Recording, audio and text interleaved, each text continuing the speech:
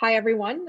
I'm excited to welcome you all to the closing keynote of the symposium, Carework, Space, Bodies, and the Politics of Care at Rice Architecture. My name is Brittany Utting, and I'm an assistant professor of architecture here at Rice, and I wanted to thank you all for joining us this evening. This symposium is made possible through the generous support of the Rice University Humanities Research Center, as well as the Rice School of Architecture and Interim Dean John Kasbarian. I would also like to thank my research assistant, Kayla Bien, for her amazing work with the symposium over the past semester. And lastly, I'd like to give a big shout out to Christine, Shauna, and Noelle of the Rice Architecture Events and Communications team for their incredible support. The symposium literally would not have been possible without you. So before we get started, a quick note to everyone on the webinar format. For those of you watching the lecture, please feel free to ask Silvia a question by typing it in your Zoom Q&A box at the bottom of the screen.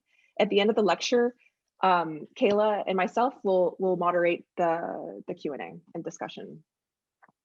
Right. So this symposium is examining the concept of care and its attendant forms of labor, subjectivity, and solidarity through the lens of the built environment. While architectures of health quickly conjure images of sanatoria, hospitals, or quarantine housing, architectures of care are more deeply inscribed in the everyday habits, spaces, and overlooked backgrounds of our lives.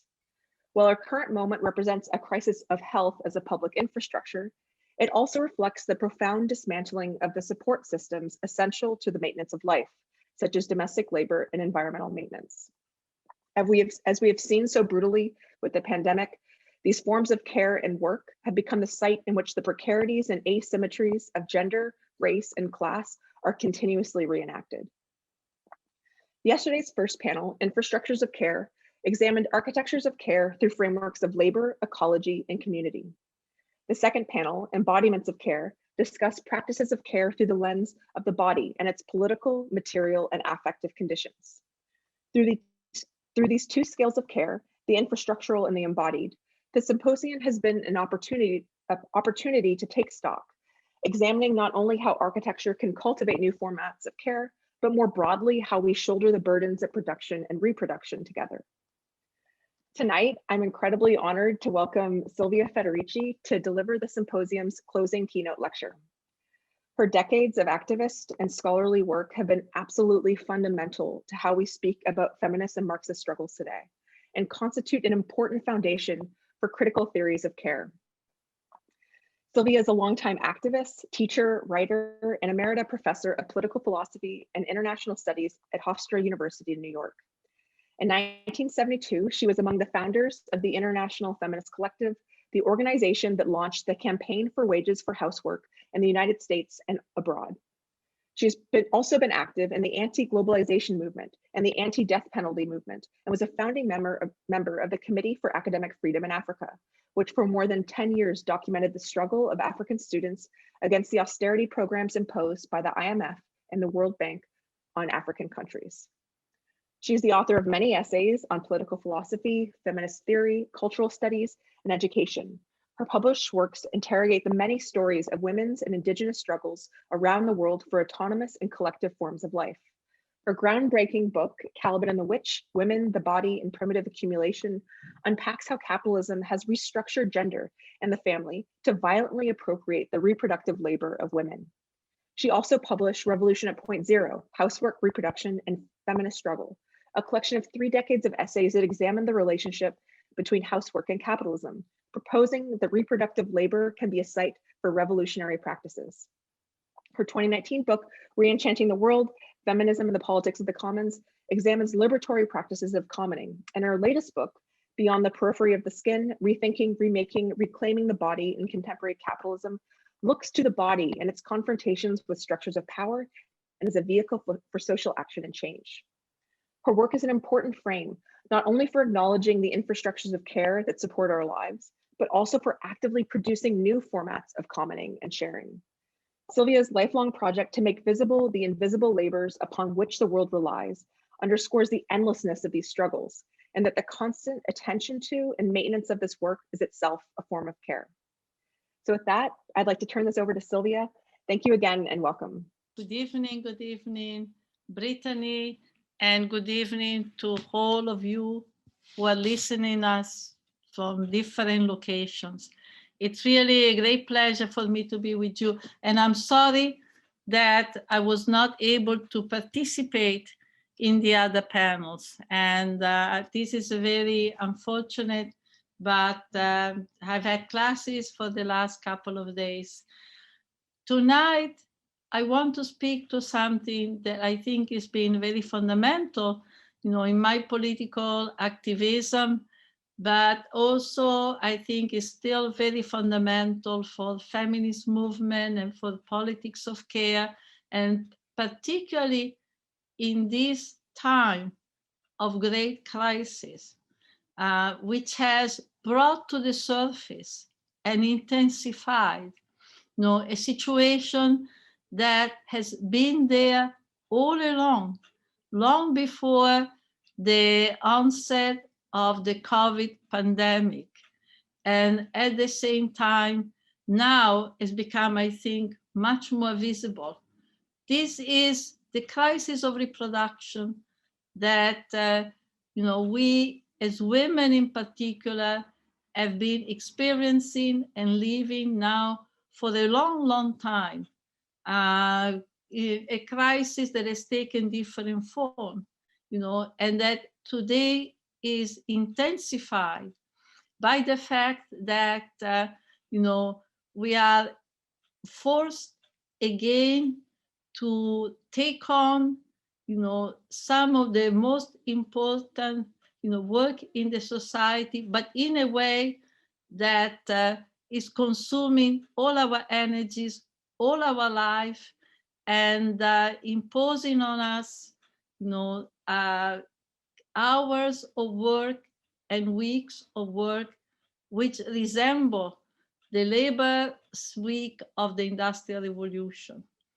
And women have lived in a situation of crisis for a long time, particularly working class women, women who don't have the resources, to avoid much of reproductive work, because traditionally, at least until the 1970s, in the majority, though it's not been true universally, it has not been true, for example, for Black women who could never rely on a secure male wage.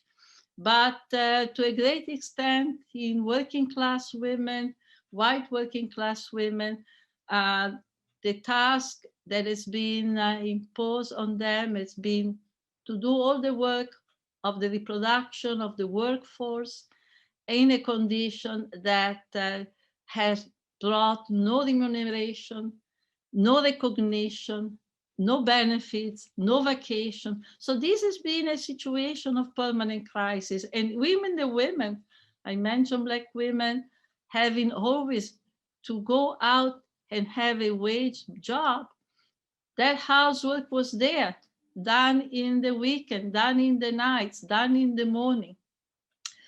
That crisis that has been also the source of a lot of dependence, has been at the source of a life consumed by work and by lack of available resources, right, has become over the year increasingly more dramatic, long before COVID, because of the necessity since the 80s for many women, given the precarization of labor, the collapse of male wages, the necessity to actually look for a work outside the home, and also the desire to go beyond the confinement to the home and to domesticity, the desire to actually break into different ground and gain some economic autonomy.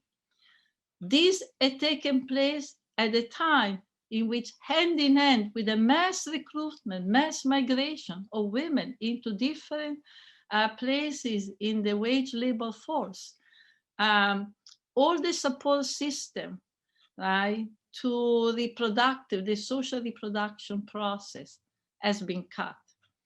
For years, I've looked at the budgets of different states in the US, and I've seen that services that cater to key elements of our reproduction, childcare, senior centers, have been the first on the chopping block.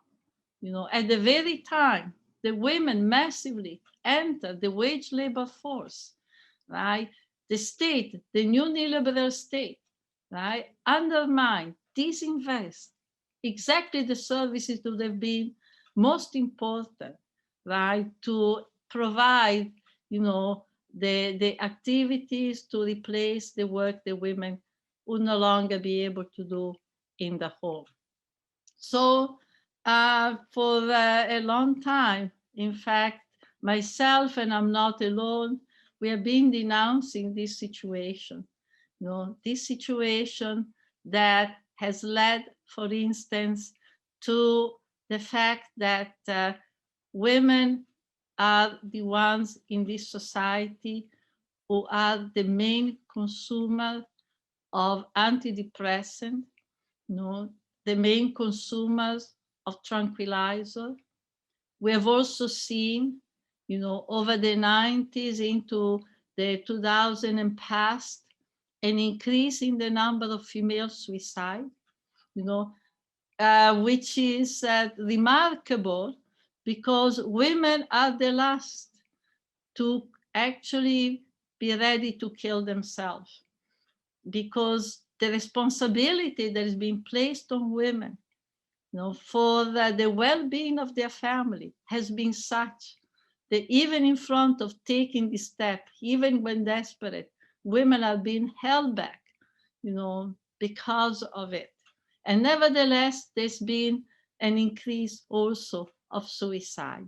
So there's been a situation of crisis that is not only limited to the United States, but has been really, now processes have a global dimension that has long anticipated, the onset of the COVID pandemic, but which this epidemic has really made visible, brought to the surface and intensified.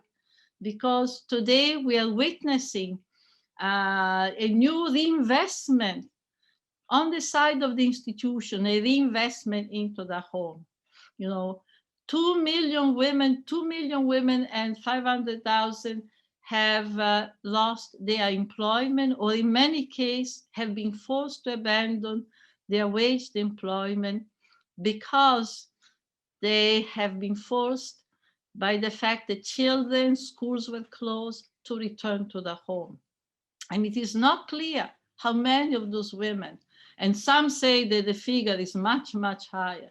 It is far from clear how many of those women will be able again to regain those forms of employment. And so today we have women who are at home with domestic labor, we are at home with telework, and also with the care of the children, in a situation that is extremely explosive. And on the other hand, we also know that even before COVID, for example, the jobs that the majority of women have been able to access have been jobs that have not guaranteed for the majority any economic autonomy. There is a large number of women who have waged employment or have had wage employment.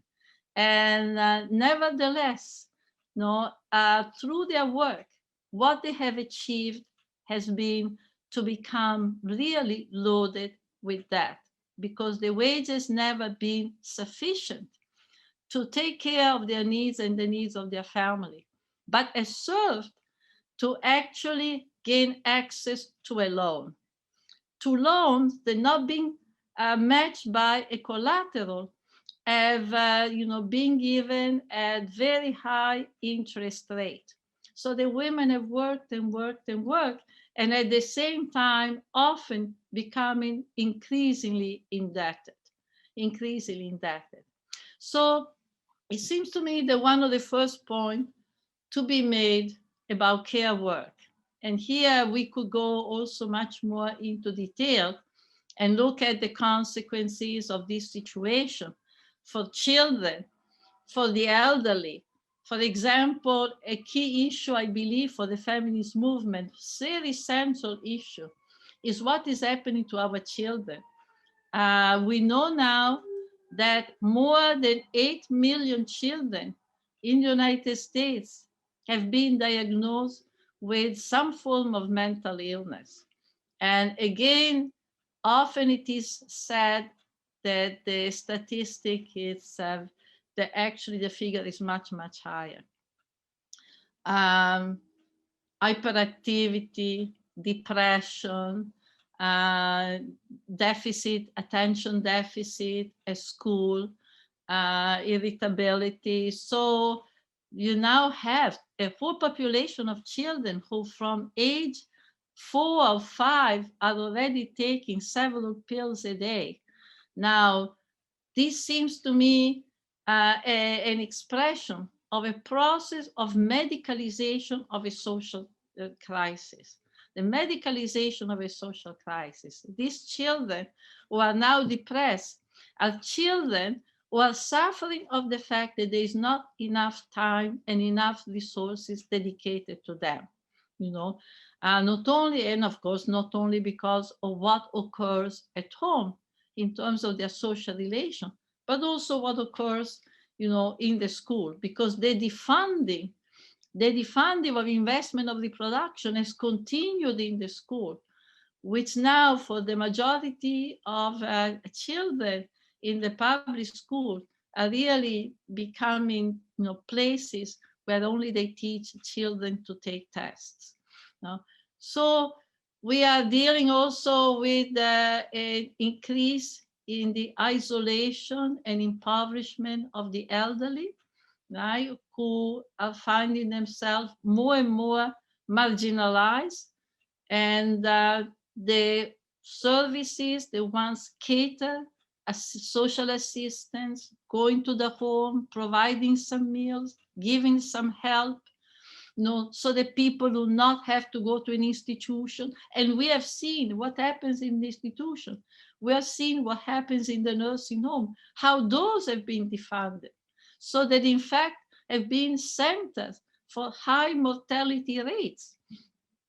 So all of this speaks to an untenable situation. It speaks to an untenable situation. You know, so the question, I think, particularly coming from a feminist movement, from a family perspective, what can we do? What kind of program? How do we respond, you know, to this crisis? And in the 1970s, you know, as Brittany has mentioned, you know, those of us who were convinced that the question of reproductive work and the fact that on women has been imposed this task of reproducing their families and the labor force in condition that will not qualify them for any benefit, for any compensation, that will place them under independency of men, that our response at the time was to launch a campaign for wages for housework, which was a campaign that was very, very important in our perspective, not because we conceived the wages for housework as a kind of a union agreement, as a union. Oh, you know, we will, you give us a bit of money and we will continue to do the work as we always have. But because we saw the struggle for a wage, you know, as a lever as an instrument to subvert a task, you know, that had been conceived precisely as free labor. In other words, for us, the struggle and mobilization of women, you know, around the question of housework, you know, had many meaning. First, it was to make visible, to visibilize what this work really is, that this work and who are its real beneficiary. The fact that this work is not just a personal service, but it's this work, the community, the family, the community, are in a way a large social factory. They are, a continuation, if you want, of the industrial social assembly line. The community is the place of production, is a place of production of workers, of people who are capable of then presenting themselves every day, every week, every month, at the in the factories, in the offices, in the schools. So we wanted to visualize, what is the real nature of this work? Who are the real beneficiaries? And how much wealth is being accumulated at the cost of women's life?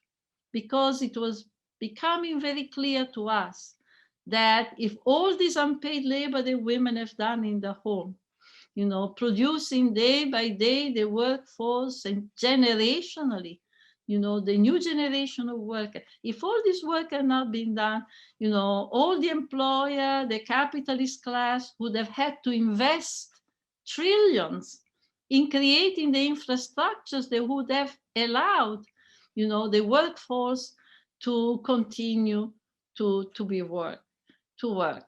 So for the first time, we wanted to visualize, this fact, the fact that the corporate world, the state had a debt with us.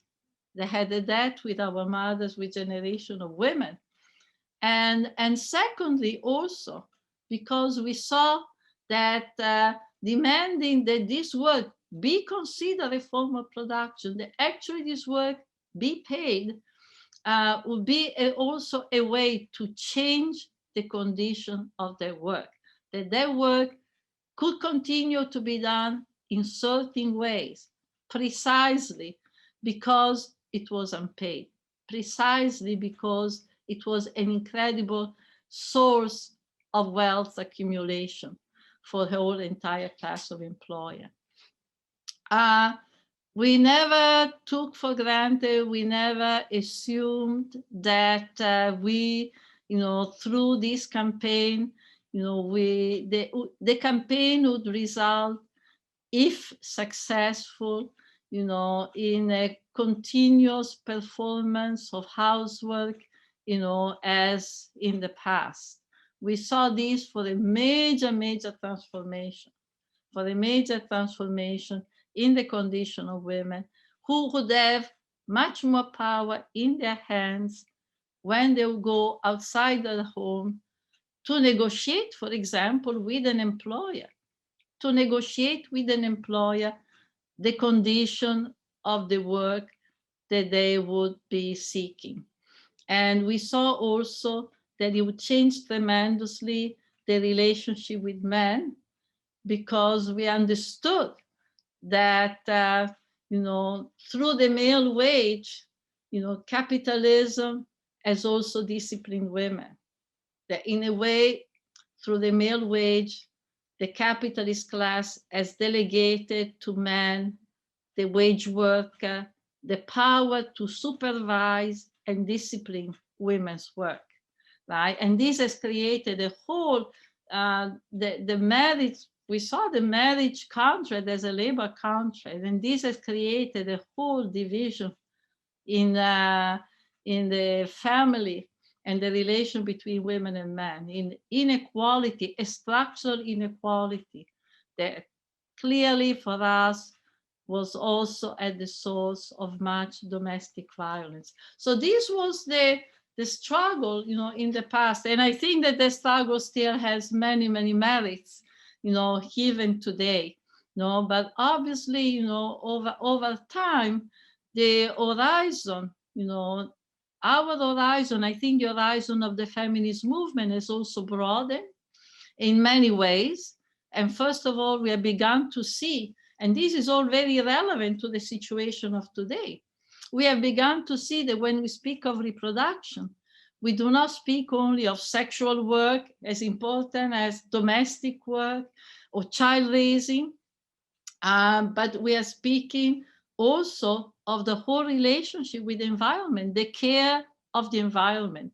And we have begun to see that there's a profound connection between the struggle of women, over child raising, over education, over domestic work against violence, and the struggle of women, who are fighting, for example, for the defense of lands against privatization, for the defense of the last communal lands, against deforestation, against the poisoning of water, of seas, rivers, lakes, because of the coming of mining company, who are putting, poison to purify gold or other minerals.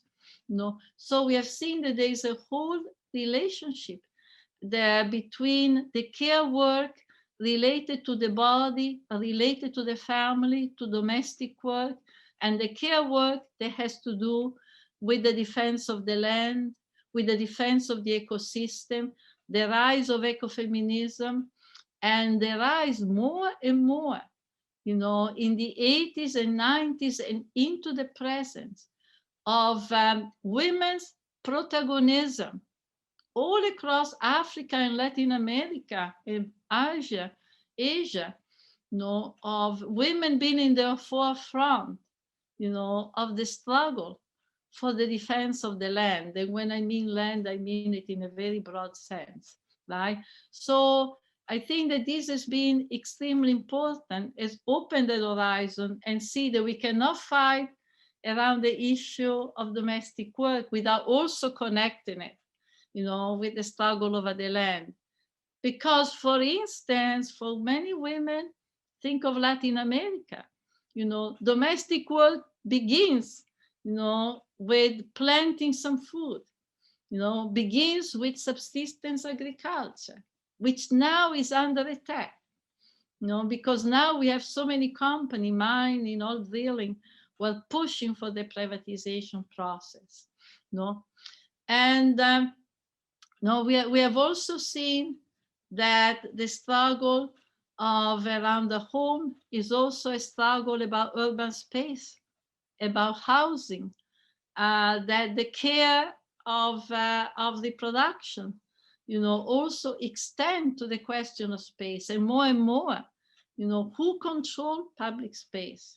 Of course, the issues of rent, we have seen now in recent weeks and months, and we are all dreading what may happen in the future. But already in our streets, in our parks, in any part where in the subway, we have an increasing number of homeless people. What kind of society is this?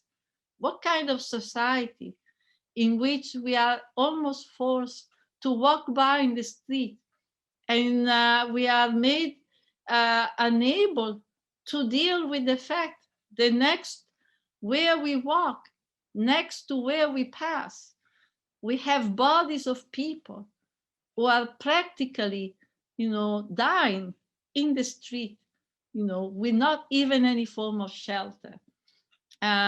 So that struggle is also part of a struggle over reproduction, over care work. And I think one of the challenges that we have is to see how these different terrains, connect, how different movements connect, and how we can begin to conceive, of building a vision that in fact addresses all these different parts of our reproduction. And equally important for me over the last 2 decades in particular, has been the example that has come from the Global South, that where communities faced with a very intense situation of crisis, the crisis I was mentioning, massive devaluation of the currency, deindustrialization, or impoverishment because of austerity program imposed by the World Bank of the International Monetary Fund. the response has been, again, often led by women, to create what I've called reproductive commons, right? To create more communal forms of reproduction, whether it was collective kitchen, whether it was urban garden, but to create forms of reproduction that on one side would help people to survive, would actually enable people, women in particular, to expand their resources, by actually pooling those resources together, working together, shopping together, and at the same time, right, would break, the sense of impotence, would break with the sense of isolation, and circulate information, create much more confidence. And so we have seen over the last decades, from Chile to Argentina to Mexico, right, the coming into existence of network of activities that, as I said before, I began to define as reproductive commons because they form and they give us the sense of a new kind of society.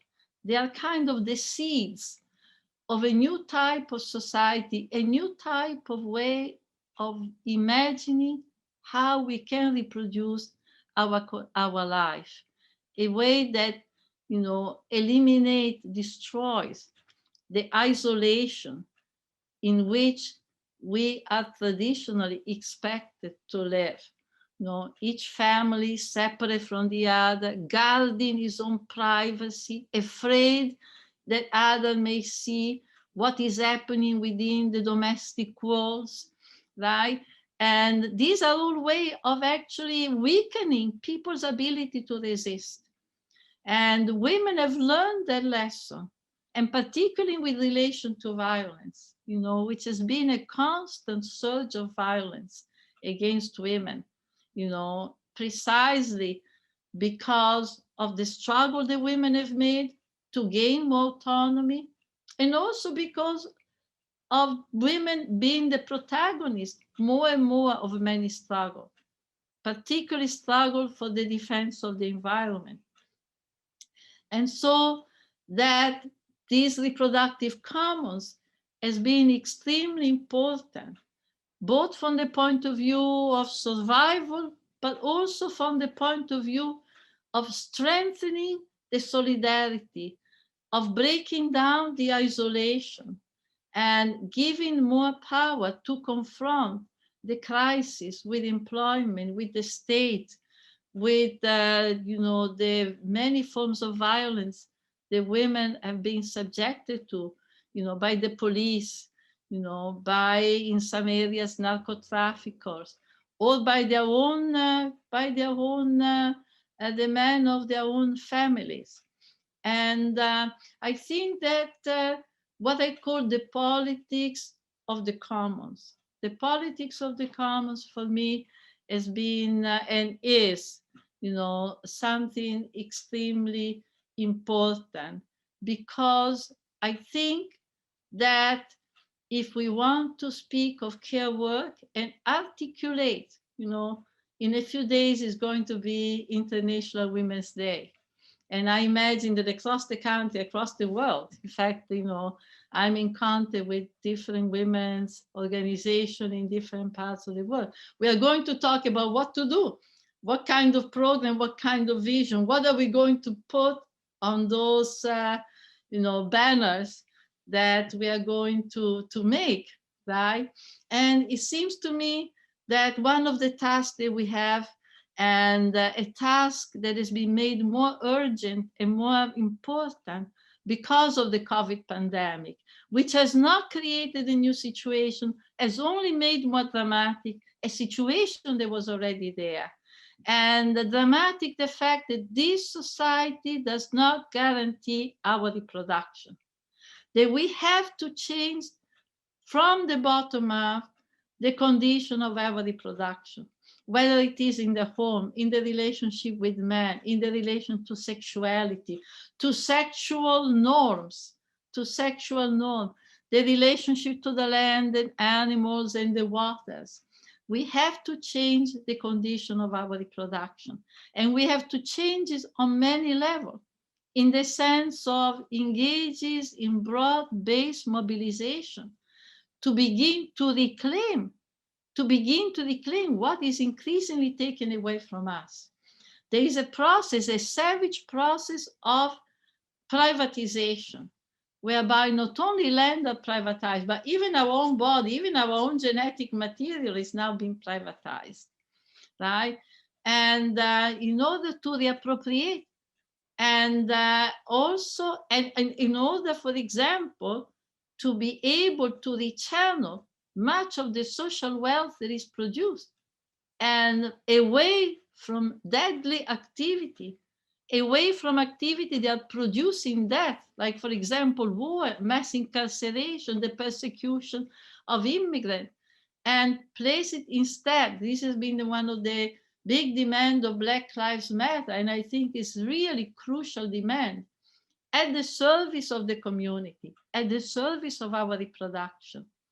And at the same time, I think we need to struggle to begin to transform the very form, the very ways in which we reproduce ourselves, and transform it in the way that I was referring to before, and to which I've given the title of, Reenchanting the World, which is creating forms of cooperation in our reproduction, beyond breaking down the isolation in which we have been forced to reproduce ourselves, until now.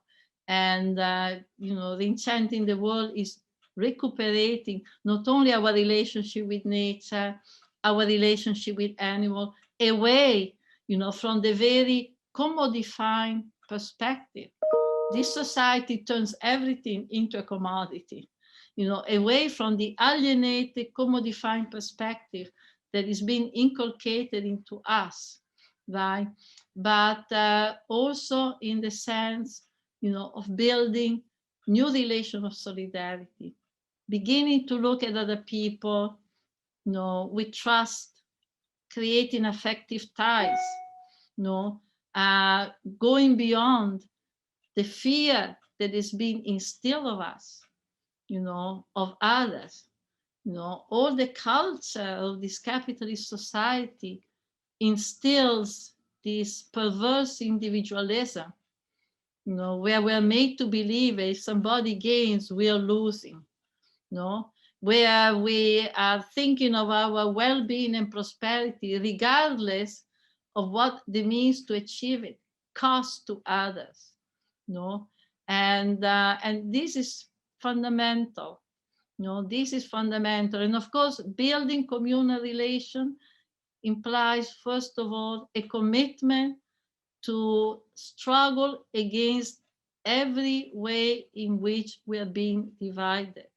Struggle not only against sexism or ageism, but struggle against racism in all its form. Also the racism that now is so widespread against immigrants. We are here with horror about not only Black people being killed with impunity by the police, but also Asian people becoming subject of assault. Every day we are now hearing. So part of a program, part of a feminist program, something that we have to put on our flyer and our manifestos, for International Women's Day, is central to the construction, of a new world, built on access to resources that guarantee our life, and build on mere communal, cooperative, non-competitive form of social life. Central to have is the struggle against all the labor hierarchies, all the division, all the exclusionary practices, that are now in place and are poisoning our life, And I think also in the construction of a new communalism. We have to include also the reclamation and reconstruction and of our collective memory. I think what we have seen in the past months, in the summer, spring and summer, with the rise of the Black Lives Matter movement, the very powerful moving response, to the killing of George Floyd and the many others who have been killed with total impunity by the police, as also being something that I have seen a lot more, and I associated with cultural practices in Latin America, which this solidarity with the people who died, this commitment, this is our common, the extension of our common, not only to the living, but also to the dead. The fact that those who remain, we have the responsibility of making sure that those who have died, that their voices have not been silenced, that their voices are not being silenced, that their life, that what they have wanted out of this life, we make sure that the struggle continue to accomplish it.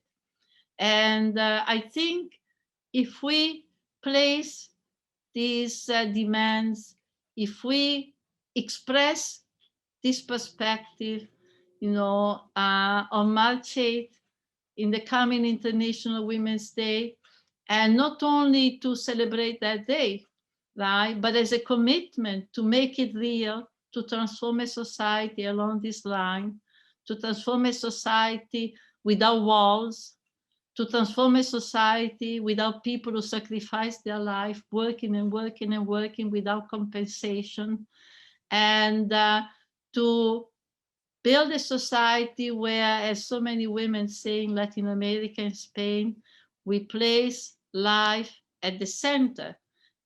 If we do that, then we'll have a feminist movement that will be truly a transformative and revolutionary force. Thank you very much.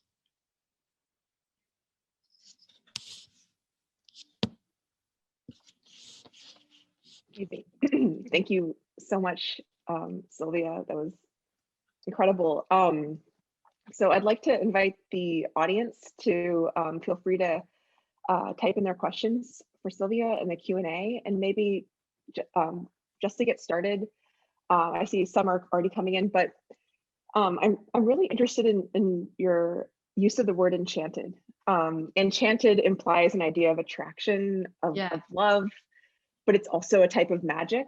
And it kind of brings to mind also Hart and Negri's kind of argument for a political conception of love, right?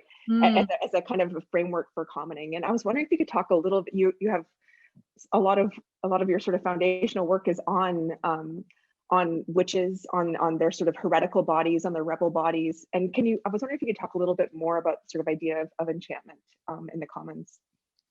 Yeah, well, of enchantment in the commons, very important, because Max Weber spoke about the fact that the rise of capitalism had to disenchant the world. And what he had in mind when he spoke of disenchantment of the world was the dominance in the development of a capitalist society of a utilitarian, rationalizing, logic, right? Of a calculating logic. But it seems to me that actually the question of disenchantment and reenchantment is much broader than that, because the disenchantment of the world has begun, first of all, with the kind of vision that has been imposed, that looks at the natural world, as something mechanical. They look at the natural world as something, as an object of exploitation. That does not recognize, for example, the dignity of animals, right? And looks at animals as something completely destroyable, as the Cartesian vision, that animals make noises, but they are not really sentient beings, so that the kind of solidarity that existed in pre-capitalist society between human and animals, right, is broken. They are our companions. They are our friends. They share with us this earth. And the brutality, I think the few systems have been as brutal with animals. We don't even know on average all the horror that is being perpetrated against animals, from the slaughterhouse to the university labs or the labs, if not of university, of companies, where everything is tested on animals. So, and above all, the enchantment is to regain our relationship to other people, to see others as a wealth, relationship as enrichment, as enrichment, and not as a source of fear, of threat, of distrust, which is what we are continuously poisoned with. All our social media, the film and so on, is a constant bombardment, of a constant injection of images that are destructive of solidarity. And so I think that part of, and I think that the power of feminist movement has been that it has brought to the protest, the work of, to the protest, it has brought the sense and the need to build effective ties, to not be participant just abstractly in a demonstration, but actually create, networks of affectivity, relationship of affectivity. And, so many meetings I've been with women discussing how do we protect ourselves from violence. And there are many ways that women have, many tactics that women have devised, alarm system, scratches, and so on, night marches. But fundamentally, always the agreement has been the best defense is to place our lives in common, is to break the privatization, is to know the problem that you have, that I have, to share our crisis, and to create ways, structures, right, where we in fact, have strengthened, our relations, and that these are the best defense that we can have. I've quoted, I think, in one of my books, the example of women from the landless movement of Brazil, who after a massive occupation of land, when the men wanted to build the farms in scattered places, they said, no, let's have it together, because if we are together, we can communalize housework and protect each other if the husbands, for example, are abusing us. And so we can count on each other. So this is the kind of work that I think we need to do, in our community and with other women, so that, we are not confronting, whether there's labor crisis or health crisis, going to the hospital, facing the medical profession, facing the school. We are not confronting that alone. I think it's very powerful.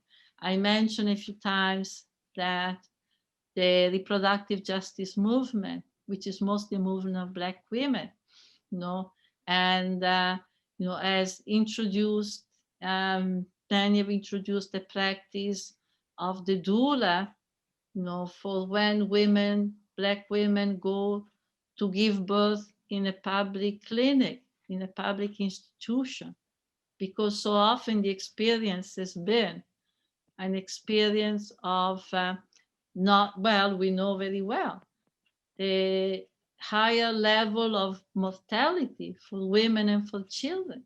They are not receiving the care. And so going with the doula, strengthens you.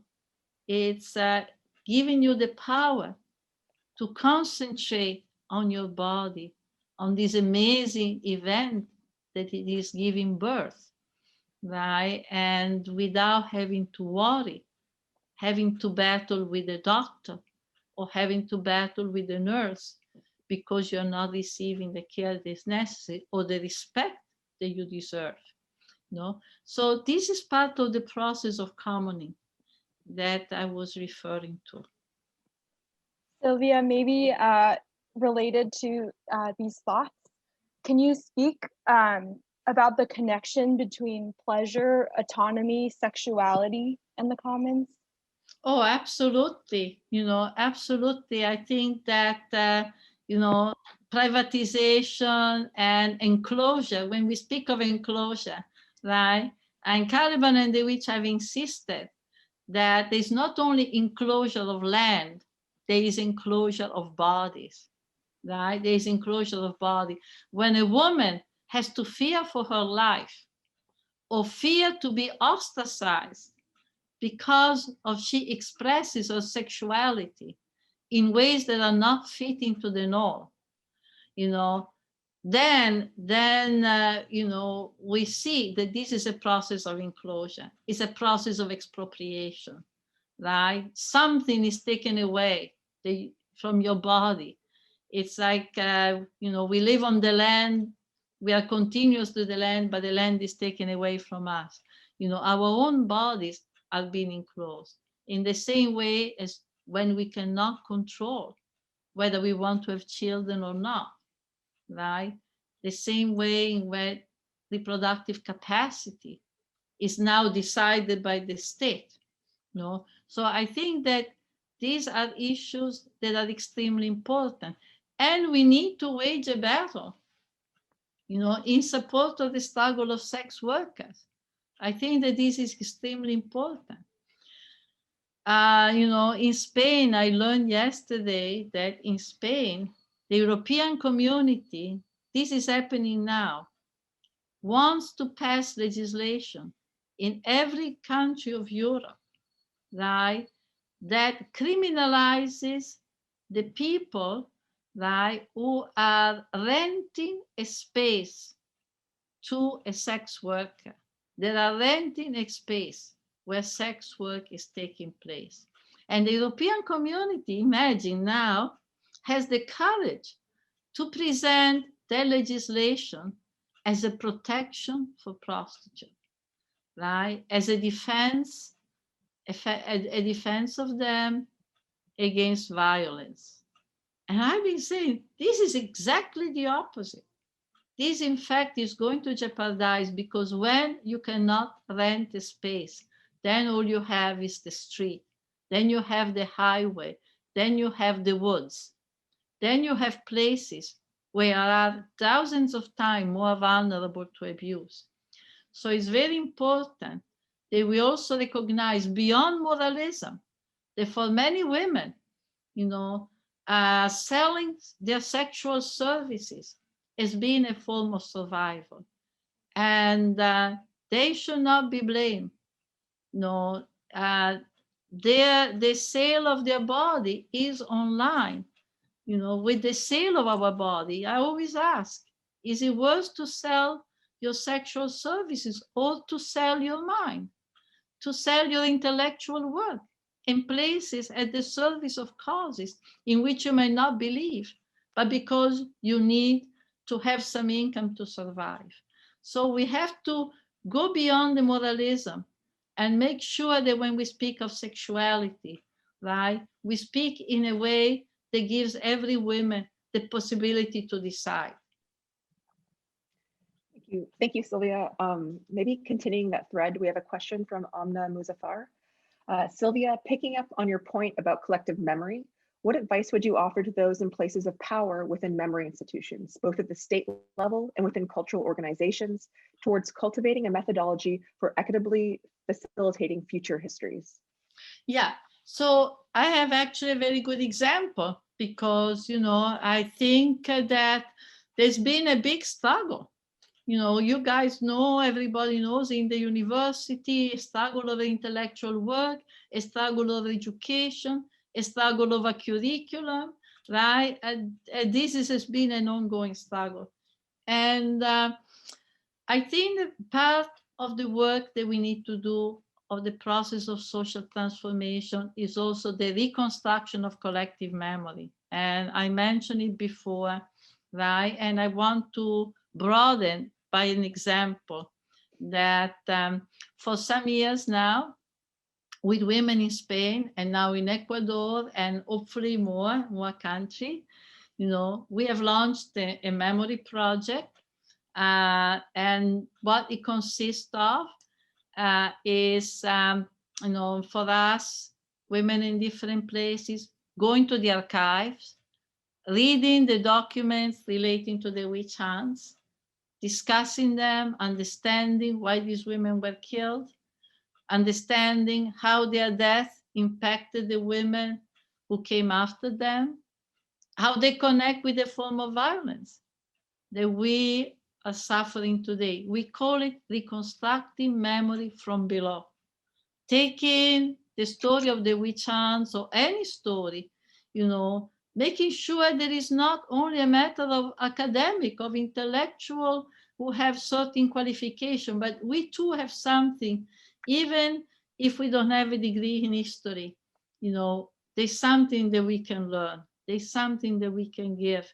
And this is a project, I am a very strong believer that, we know the definition of history, the reconstruction of history is a huge part of the struggle, And I think every new generation, every new movement has to rewrite history.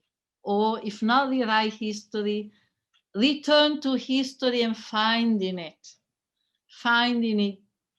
its roots, something that explains the present.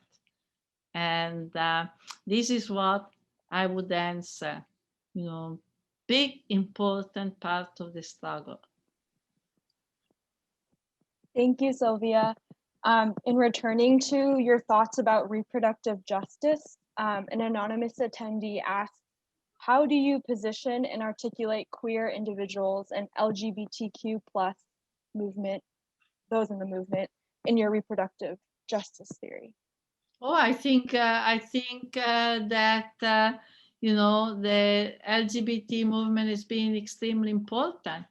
Has been extremely important in the challenging, heteronormativity. I mean, the challenge of all the sexual canons that have been imposed of us. We know that there are societies in which, for example, there have been contemplated many more sex than two. And we also know that there are so many children who are born with an undifferentiated sexuality or characteristic from both genders, and there's been a whole history of mutilation, because the compulsion, you'll be a boy or you'll be a girl, right? Michel Foucault has written a very powerful book on these issues. And so I think that is very important, is extremely crucial in terms of, I know I've written sometimes, and I think it was a profound thing. We still don't know what our sexuality is.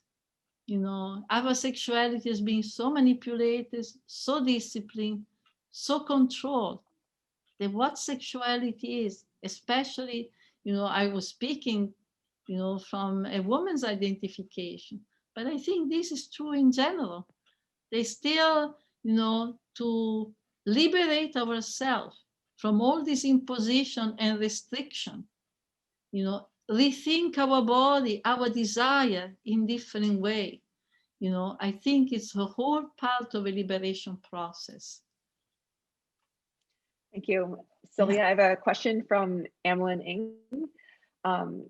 She says, thank you, Silvia, for your amazing talk. I wanted to ask how you define debts versus forms of indebtedness or responsibility to each other. How can indebtedness and affective ties be cultivated between strangers? Yeah, that, wow. Well, people in proletarian community, working class community, they have always been in debt with each other. Families could never have been survived. They didn't borrow from here, from their uncle, from the this, from the local shop, from the that has gone on and has been what we are witnessing, what we've been witnessing for the last 3 decades is something very new. When I speak of the politics of that, it's an institutional policy, local and international, that began with the so-called debt crisis that was organized artificially, overnight, with a change in the rate of the dollar, of the rate of interest at which the dollar could be bought, which made it impossible for many countries who had just come out of colonization and who had borrowed money in dollars and pounds, and borrowed money for development projects, and so overnight they were recolonized.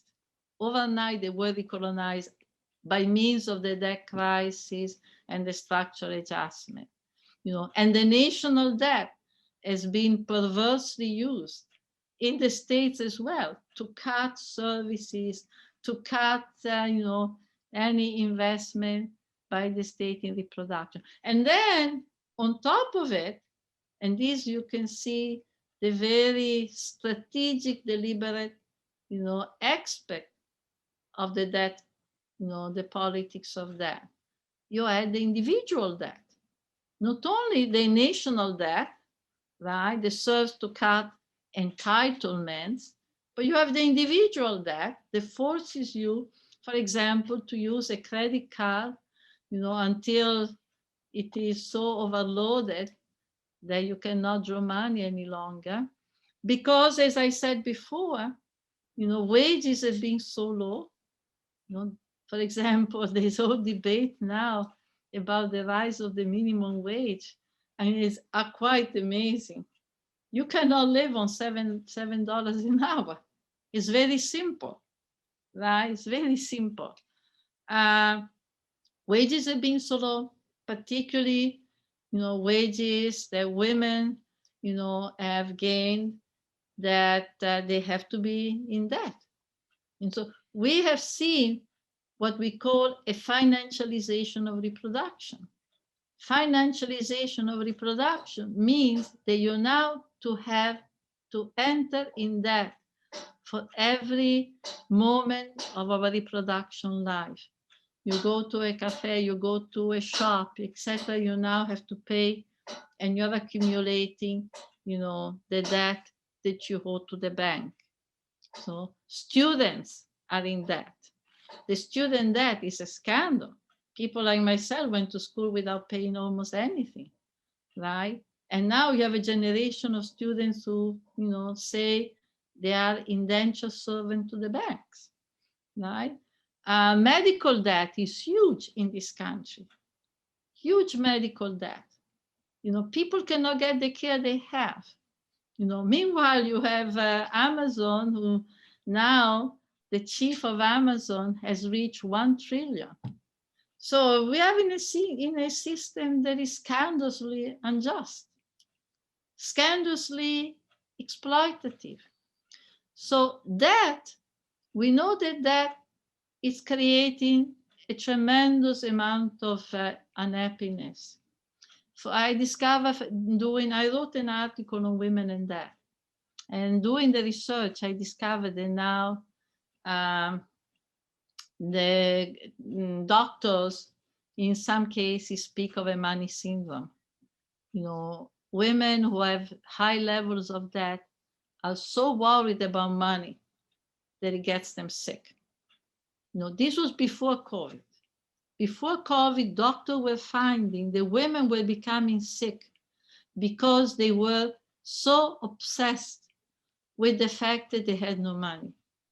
I cannot imagine those women now. I cannot imagine those women now, who have lost their jobs, their small businesses, etc. Right? We know that has increased violence against women. The violence is higher in the family where, for example, a woman has a lot of debt. That this exasperates the tension that already exist in families that are not well-to-do, sometimes in those who are well-to-do, but also in families, right? So that is now a deliberate policy, of mortgaging people's life and forcing people, mortgaging their future and forcing them to accept any job whatsoever because you got to pay the debt. And if you don't pay the debt, if you go in default, you become a non-person. No more credit, you cannot sign an agreement for an apartment, you just do not exist, right? So it's a very perverse, it's a new form of enslavement. It's a new form of enslavement. And it's a form of enslavement, and this I conclude here, that is difficult to fight against because people who have that are less likely to come together and fight with other people who have that. It's not like in a factory or in an office, in people coming together in a union. If you have that, you tend to isolate. You feel guilty. Often people with that feel very guilty. Oh, I borrowed too much. I didn't manage. I was very peripherally involved with an organization called Strike That in New York. It's now a national organization of students who are fighting for free education and for the abolition of the student debt, right? And they discover that one of the difficulty of organizing is that people are feeling so guilty. They wouldn't come forward. They thought often that it was their fault.